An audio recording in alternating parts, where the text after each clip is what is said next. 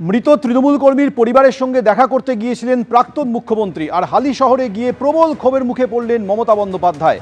তার গাড়ি ঘিরে শুরু হলো বিক্ষোভ, কাদা ছোড়া হলো, জুতো ছোড়া হলো, এমনকি ইট ছোড়া হয়েছে বলে অভিযোগ করলেন মমতা বন্দ্যোপাধ্যায়। মমতা বন্দ্যোপাধ্যায় বিগত 15 বছর ধরে এই রাজ্যটাকে যেভাবে শেষ করেছে, চুরি করেছে, ডাকাতি করেছে, মানুষ খুন করেছে, আর এই বীজপুর অশান্ত করতে এসছে।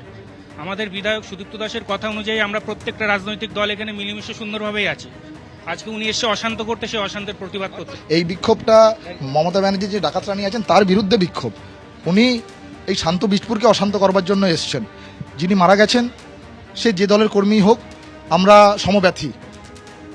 প্রাক্তন মুখ্যমন্ত্রী মমতা বন্দ্যোপাধ্যায় তিনি বলেছেন যে মৃতের দাদার সঙ্গে তার কথা হয়েছে, কিন্তু মৃতের দাদা তিনি বলেছেন প্রাক্তন মুখ্যমন্ত্রীর সঙ্গে তাদের কথা হয়নি, তবে তদন্তের জন্য, বিচারের জন্য এই বর্তমান প্রশাসন, বর্তমান সরকারের উপরেই আস্থা রাখছেন তারা।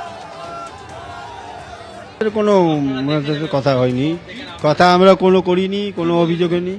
আমরা উনি নিজের মতো নিজে বললেন, আমরা কিছু বলিনি। উনি কি বলেন? না, আমাদের লোকাল প্রশাসন থেকেই আমরা বিচার চাই, বা এই বিচারটা আমরা হয়ে গেলে আর কিছু চাই না। আমাদের কি বিচার চাই? আমাদের ওই পুলিশেরা করেছে, ওই তাদের কিভাবে মেরেছে? পিটিয়ে মেরেছে। আমি শুধু কেন হলো এই বিচারটা চাই, এটা আমি লোকাল প্রশাসন থেকেই চাই। গতকাল হালিশহর থানার হেফাজতে অসুস্থ হয়ে হাসপাতালে মৃত্যু হয় তৃণমূল কর্মীর। তোলাবাজি সহ একাধিক অভিযোগে তৃণমূল কর্মী বিরজু কেওয়াতকে গ্রেফতার করেছিল পুলিশ। আর এবার মৃতের বাড়ি যাওয়ার পথে আজ বিক্ষোভের মুখে পড়লেন প্রাক্তন মুখ্যমন্ত্রী মমতা বন্দ্যোপাধ্যায়।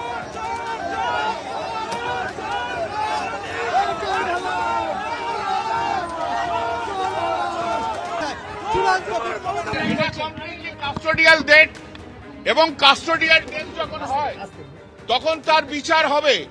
তাতে বাড়ির লোককে ভয় দেখিয়ে রেখেও এই বিচার ব্যবস্থা থেকে আমাদের শরীর রাখতে পারবে না। কাস্টোডিয়াল আমরা দেখব, আমরা করব। মমতাদি আছে, আমরা আছি। আজকে ওদেরকে যেভাবে ভয় দেখিয়ে বাড়ির ভেতর ঢুকিয়ে রাখা হচ্ছে, তা বাংলার মানুষ কেন, ভারতবর্ষের মানুষ দেখবে বিচার ব্যবস্থা কি। এবং এই বিচার ব্যবস্থায় এই আইসি থেকে আরম্ভ করে তাদের শাস্তি হবে। আমরা ডিজি এবং সিপির ইমিডিয়েটলি আমরা রেজিগনেশন চাই। ডিজি এবং সিপির রেজিগনেশন চাই। এখানে কাঁচরাপাড়ায় ঢোকার পর যেভাবে বিজেপি অত্যাচার করছে তাতে বোঝা যাচ্ছে শুভেন্দু অধিকারী একটা পুলিশ দিয়ে রাজত্ব চালাচ্ছে। আমাদের মনে হয়েছে পূর্ব পরিকল্পিতভাবে আজকে মমতা বন্দ্যোপাধ্যায়কে মারার এখানে চক্রান্ত করেছে শুভেন্দু অধিকারী, একদম মারার চক্রান্ত করেছে। বাংলা থামবে না। মমতা বন্দ্যোপাধ্যায়ের গায়ে যদি হাত পড়ে গোটা পশ্চিম বাংলা জেগে উঠবে। কোন রাজনৈতিক কর্মী কিংবা নেতাকে দেখে স্লোগান দিতে পারেন, এটা চলে, কিন্তু রাজ্যের প্রাক্তন মুখ্যমন্ত্রী একজন মহিলার গাড়ির ওপরে পাথর ছোড়া যে অভিযোগ তারা করছেন, কাদা ছোড়া বা জুতো ছোড়া, এগুলোকে বিজেপি সমর্থন করে না এবং দূর দূর পর্যন্ত বিজেপির কোনো কর্মী এর সঙ্গে যুক্ত নন। যে অত্যাচার তৃণমূল কংগ্রেস করেছে, যেভাবে আমাদের বিরোধী দলনেতা এবং আজকের মুখ্যমন্ত্রী শুভেন্দু অধিকারীকে জীবন্ত পুড়িয়ে মারার চেষ্টা করেছিল, সেই অত্যাচার বিজেপি কিন্তু তৃণমূলের উপর করেনি। মুখ্যমন্ত্রীকে দেখে যে কেউ স্লোগান দিতে পারে, আমাদের মুখ্যমন্ত্রীকেও দিতে পারেন, প্রাক্তন মুখ্যমন্ত্রীকেও দিতে পারেন, ব্ল্যাক ফ্ল্যাগ দেখাতে পারেন, এগুলো গণতান্ত্রিক ব্যবস্থায় চলে। কিন্তু পাথর ছোড়া, কাদা ছোড়া, এগুলো তৃণমূলের শেখানো সংস্কৃতি। মমতা বন্দ্যোপাধ্যায় তিনি অভিযোগ করেছেন যে বিজেপির লোকেরা ইট ছুঁড়েছে। অন্যদিকে বিজেপির যা প্রতিক্রিয়া, অর্থাৎ বিজেপি রাজ্য সভাপতি শ্রমিক ভট্টাচার্য তিনি বলছেন যেভাবে কাদা জুতো ছোড়া হয়েছে সেটা বিজেপি সমর্থন করে না, এটা তৃণমূলের সংস্কৃতি, বিজেপির নয়।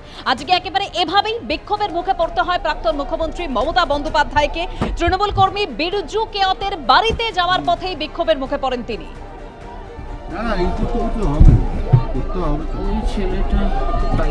পায়ে হেঁটে এগিয়ে যাচ্ছেন তার গাড়ির দিকে।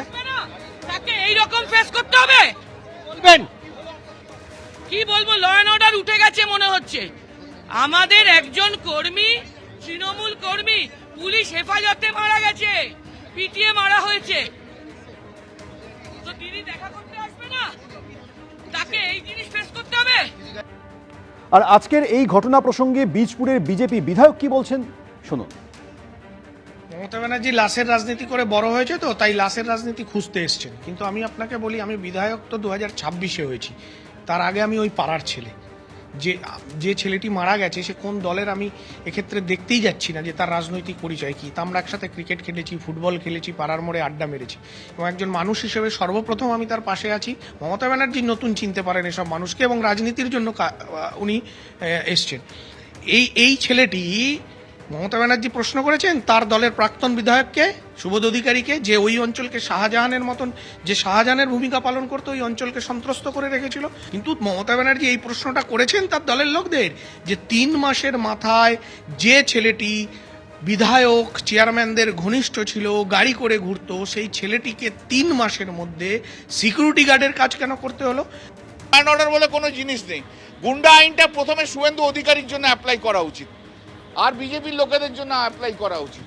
গুন্ডামির একটা চূড়ান্ত জায়গায় চলে গেছে। মুখ্যমন্ত্রীর প্রশ্রয়ে আজ পশ্চিমবাংলায় পুলিশ হাত খোলা পেয়েছে, কাস্টোডিয়াল ডেথ হচ্ছে। মুখ্যমন্ত্রীর প্রশ্রয়ে আজকে সারা পশ্চিমবঙ্গ জুড়ে গুন্ডামি চলছে। মুখ্যমন্ত্রী মমতা বন্দ্যোপাধ্যায়কে কাদা ছোড়া হয়েছে, তাকে চটি ছোড়া হয়েছে, চোর চোর স্লোগান দেওয়া হয়েছে। হ্যাঁ, মমতা ব্যানার্জি অনেক দোষ করেছেন, 15 বছর ধরে অত্যাচার হয়েছে, মহিলাদের সম্মান করেননি, চুরি হয়েছে, সব হয়েছে, আমি সব মানছি। আজকে অভয়ার দিন, অভয়ার মৃত্যুদিন, সেটাও হয়েছে। মমতা ব্যানার্জি আপনি বিচার দিতে পারেননি, কিন্তু তার মানে এটা নয় যে আপনি মমতা ব্যানার্জিকে কাদা ছুড়বেন, চোর চোর বলবেন, জুতোর মালা পরাবেন। What is this? এটা বেঙ্গলের সংস্কৃতি নয়, এটা আমাদের সরকারের সংস্কৃতি নয়। এটা আমার মাননীয় মুখ্যমন্ত্রী, আমার মাননীয় রাজ্য সভাপতির সমর্থন নেই, আপনারা শুনে নিন। আর যদি কেউ বিজেপির নাম করে যদি ভাবছেন যে আমরা বিরাট আপনাকে জয় জয়কার করবো, আপনি ভুল করছেন, আপনার উপর অ্যাকশন নেওয়া হবে, কারণ এই সংস্কৃতি আমাদের সংস্কৃতি নয়। হালি শহরে গিয়ে প্রবল ক্ষোভের মুখে পড়েন মমতা বন্দ্যোপাধ্যায়। তার গাড়ি ঘিরে আজ বেশ কিছুক্ষণ ধরে বিক্ষোভ হয়, আর এই ঘটনা নিয়ে এলাকার আইন শৃঙ্খলা নিয়ে প্রশ্ন তুলেছেন সাংসদ দোলা সেন। আমাদের দলের একজন কর্মী, যার স্ত্রী আমাদের কাউন্সিলর, তাকে পুলিশ হেফাজতে কাল মেরে ফেলা হয়েছে। আমার কর্মীর পরিবারের পাশে, আমার কাউন্সিলরের সাথে আমাদের জননেত্রী, মানুষের নেত্রী মমতা বন্দ্যোপাধ্যায় দেখা করতে যাবেন না? এই ললেসনেস পশ্চিমবঙ্গে আছে এখন, যে এই দেখা করাটাকে আটকাবার জন্য ওখানে পুলিশ দাঁড়িয়ে, বিজেপি দাঁড়িয়ে এইভাবে হেকেল করবে, এইভাবে আদলা ইট আর পাথর ছুড়বে মমতা ব্যানার্জিকে? এই ললেসনেস, এই পরিস্থিতি, এই ল অ্যান্ড অর্ডারের অবস্থা, প্রশাসন ভাবুক। ওরা কিন্তু, প্রশাসন কিন্তু নিজের হাতের বাইরে ল অ্যান্ড অর্ডারকে পাঠিয়ে দিচ্ছে, ওদেরই তার ফল ভুগতে হবে। বিজেপি এই ধরনের চিন্তাভাবনায় বিশ্বাস করে না। আমি তো এই ঘটনা অত্যন্ত নিন্দা করব, কারণ প্রাক্তন মুখ্যমন্ত্রী, তার গাড়িতে এই ধরনের হামলার ঘটনা হওয়া উচিত নয়, এবং ভারতীয় জনতা পার্টির কর্মীরা এই ধরনের ঘটনা ঘটাতে পারে না। সমাজের বেশ কিছু দুষ্কৃতি আছে, মমতা বন্দ্যোপাধ্যায়ের সময় বেশ কিছু দুষ্কৃতি এরকম তৈরিও হয়েছে, যারা এই ধরনের আক্রমণ বিজেপি যখন বিরোধী ছিল তখন বিজেপির উপরে করত, এখন তৃণমূল বিরোধী হয়েছে তাদের উপরে করছে। এই দুষ্কৃতীদেরকে সম্পূর্ণভাবে রাজনীতি থেকে শেষ করতে হবে, তবেই গণতন্ত্র প্রতিষ্ঠা হবে। মমতা বন্দ্যোপাধ্যায়কে উদ্দেশ্য করে উঠল চোর স্লোগান, গাড়ি ঘিরে ধরে বেশ কিছুক্ষণ বিক্ষোভ, ধেয়ে এলো জুতো, কাদা। আমরা যখন যাই তখন ওই কাজরাপাড়াতে বিজেপির কর্মীরা যেভাবে বড় বড় পাথর মমতাদির গাড়িতে ছুঁড়েছে, যে গাড়িতে পাথর, ইট বিভৎসভাবে, মানে কন্টিনিউয়াসলি যেটাকে করে গেছে, অতি পদক্ষেপে বাইরে থেকে হু করে লোক নিয়ে এসছে, এবং আমাদের যাওয়ার আগে রাস্তাতে প্রায় 1 ঘন্টা আমাদের আটকে রেখেছিল ট্রাফিকের জন্য। আমি জানি না কি কারণ, কোনো ট্রাফিকে সেই সময়তে পুরো ক্রাউডটাকে ওরা অর্গানাইজ করে নিয়েছিল। বড় বড় পাথর পড়েছে, এবং যদি কাঁচটা খোলা থাকতো তাহলে আজকে এই মাথার কোনো পোর্শন দেখতে পেতেন না, মানে বাঁচত না আর কি, বাঁচার কোনো সিন নেই।